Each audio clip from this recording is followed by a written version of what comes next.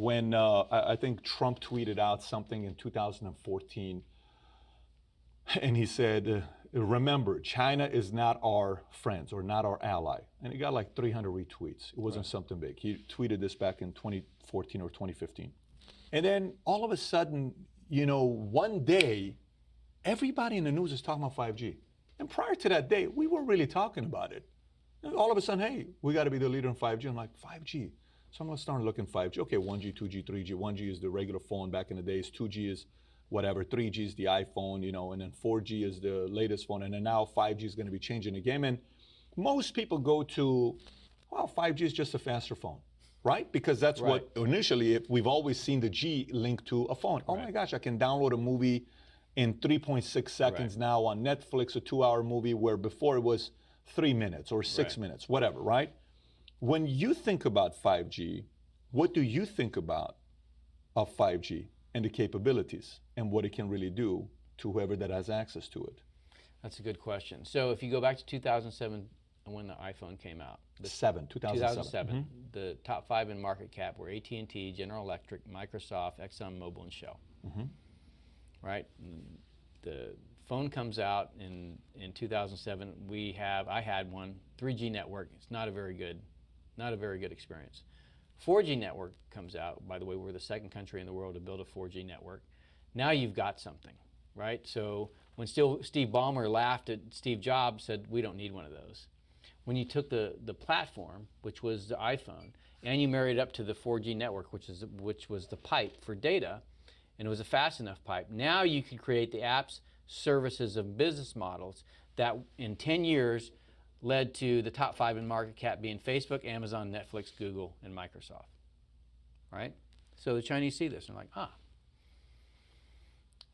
the platform and the pipe.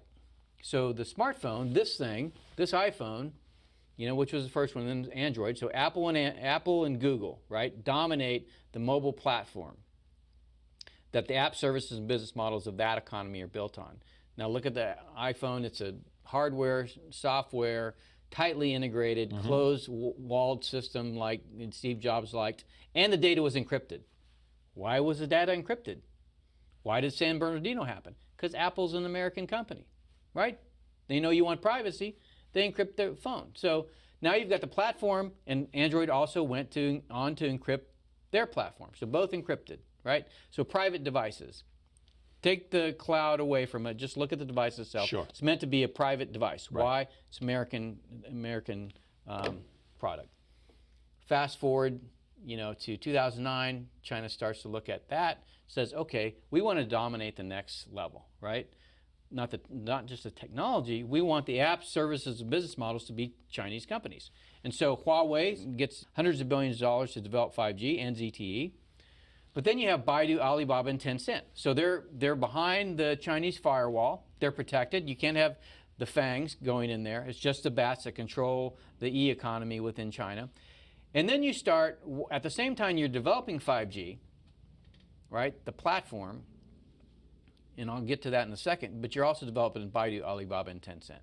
So now when you walk into, and you're starting to see the emergence of the 5G world in China. So you walk into a restaurant after you've ordered your food, and a camera picks you up, and you said, hey, David, welcome, here's your food, right? So you're starting to get the feel of what a 5G world is. And what is a 5G world? The platform is the network. So this is mobile computing paired with a pipe. 5G is computing and networking combined on the same platform. So this goes away. You walk outside your door and you say Uber. You don't get on your phone and say, I want an Uber. You just say Uber. Camera picks up your face or a microphone picks up you. Come on. That's what 5G is. That's what 5G is. And then the Uber shows up. There's a camera on the car that sees you, knows who you are, don't have to ask you your name. You get in and you go to wherever you want. You get out and you go do whatever you want. So in this world, in the 4G world, this is a platform. It's yours, right? You don't want to be part of that, all of that data. Remember we just talked about how do you influence society? You don't want all that data to be out there about what you're doing. Just don't carry one of these, right? Just opt out. In a 5G world, you cannot opt out. Who owns the data? This, you could conceivably say, you lease the data on here you own. If you're getting Google services, you don't own that data. But in the 5G world, not only can you not opt out because it's built around the city, it's not in your phone anymore. Not only can you not opt out, you don't know who owns the data. Everything that you do can be watched. And for every person by 2022, there's going to be, there's 2 cameras for every person. There's two people for every camera in China by 2022. They have 1 billion right now on surveillance. Right, A billion right. cameras in China right With now. artificial intelligence for facial recognition, right? So all of this is getting built right now in China. And who's helping them do it? Microsoft, Google, right? All of these companies that want to deploy this world into our country. So Baidu, Alibaba, and Tencent, that's where the world goes. It goes from 2007, AT&T, GE, and Microsoft to the FANGs to the BATs, right? Who owns the pipes? Me as a B2 guy, the first thing I look at in the country is where's the telecommunications? Got to take that out, number one.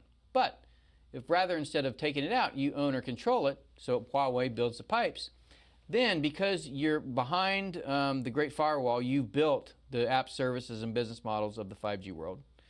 And you're, like I said, you're already starting to see that. You know, where your facial recognition is built into your interaction when you go into a restaurant, or when you go into a store, or when you go into a bank. You know, everything's about, you know, the device is connected.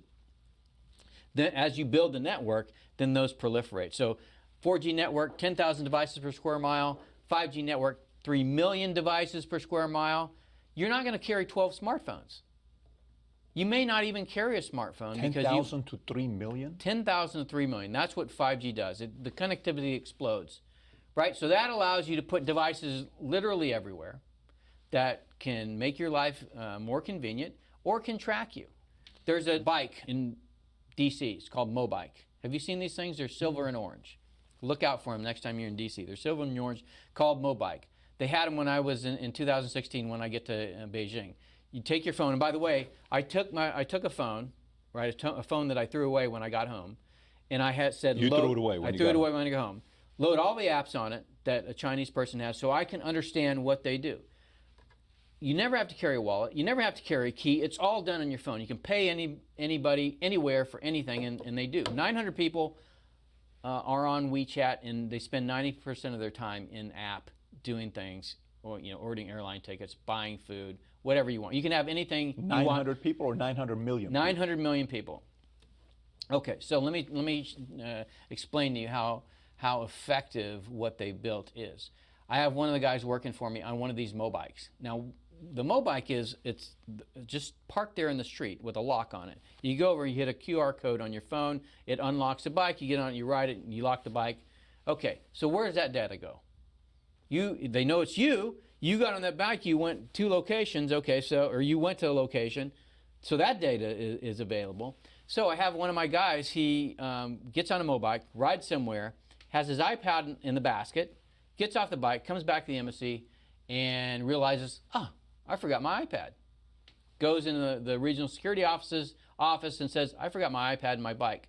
Calls a local public security bureau, and those guys call the guy that's got his iPad on his phone, on his cell phone, and say, can you bring the iPad back to the embassy? That's how wired Beijing is right now.